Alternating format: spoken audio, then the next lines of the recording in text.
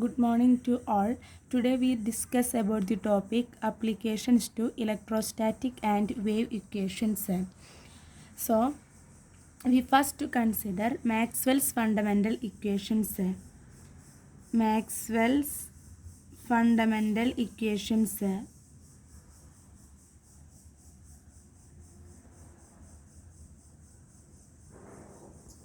Maxwell's fundamental equations are del cross E is equal to minus dou B by dou T, equation number 1. Del cross B is equal to mu into epsilon into dou E by dou T plus J. Put this equation number 2.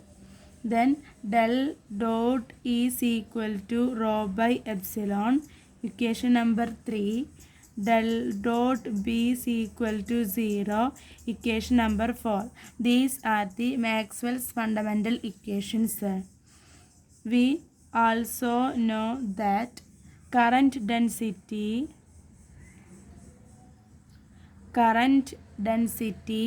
J is equal to sigma into E, where rho is the charge density.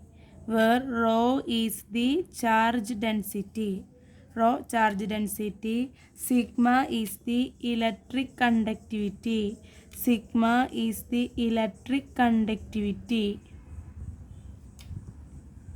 Mu is the magnetic inductive capacity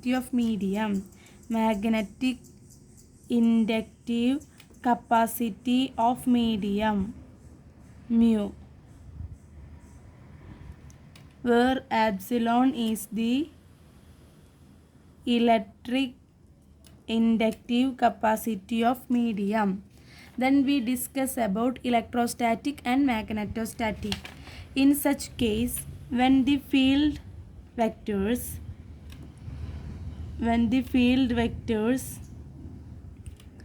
E are independent of time t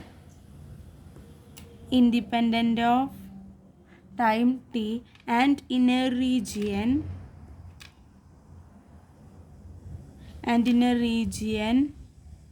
where current density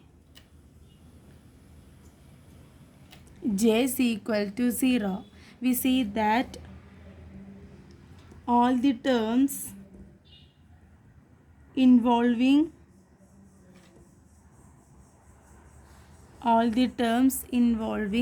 partial derivatives with respect to time will vanish,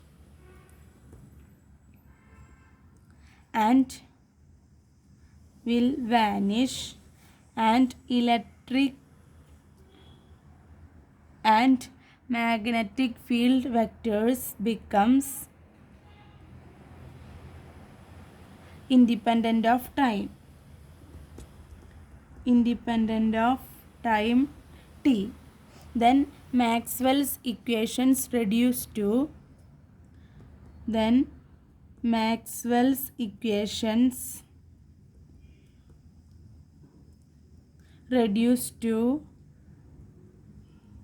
first we take the equation del cross E is equal to minus dou B by dou T. Del cross E is equal to minus dou B by dou T. Here we can see that the term partial derivative involving partial derivatives with respect to time. Here the term dou by dou T will be vanished. So the equation number 1 becomes del cross E is equal to 0. Equation number 5. Then we take second equation, del cross B. Del cross B is equal to mu into epsilon dou E by dou T plus J. Here we see that partial derivatives with respect to time t will vanish. So the del cross B is equal to 0. So del cross E is equal to 0, del cross B is equal to 0, del dot E is equal to rho by epsilon, del dot B is equal to 0.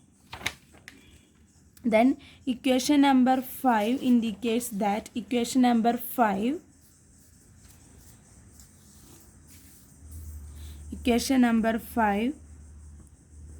and equation number 6, 5 del cross E is equal to 0, equation number 5, del cross B is equal to 0, equation number 6. From 5 and 6 we observe that the curl of both field E and B is 0. So both these fields may be derived from scalar potential functions. Scalar potential functions. Scalar potential functions. Therefore, E is equal to minus del phi E, B is equal to minus del phi B. We can conventionally write.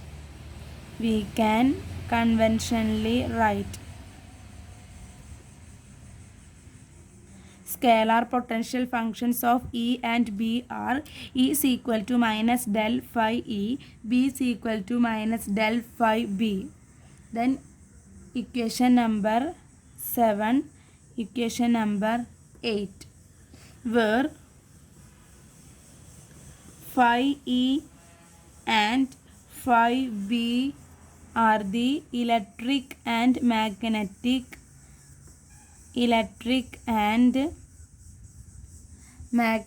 scalar potentials respectively, scalar potential functions respectively. Then we take the equation del dot E is equal to rho by epsilon. Here we know that E is equal to minus del phi E. Substitute this in the above equation. So we get del dot minus del phi E is equal to rho by epsilon. So minus del square phi E is equal to rho by epsilon. So del square phi is equal to minus rho by epsilon. That is del square phi is equal to minus rho by epsilon. This is the scalar potential function is equal to minus del phi E.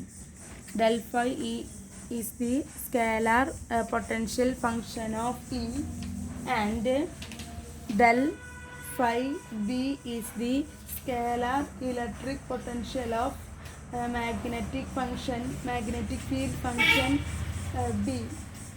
Then similarly we take the equation del dot B is equal to 0. We know that B is equal to minus del phi B. Substitute B in this equation, we get del dot minus del phi B is equal to 0. Therefore minus del square phi B is equal to 0. That is del square phi B is equal to 0. It is obvious that the electric potential satisfies the Poisson's equation. Similarly, the magnetic potential satisfies the Poisson's equations such that del square phi B is equal to 0 and del square phi is equal to minus rho by epsilon. Del square phi is equal to minus rho by epsilon and del square phi B is equal to 0. So we can say that both the electric potential satisfies the Poisson's equations. They satisfied Poisson's equations.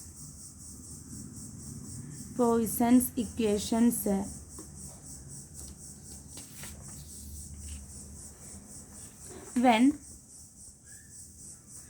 rho is equal to 0, then both potentials phi E and phi B satisfy Laplace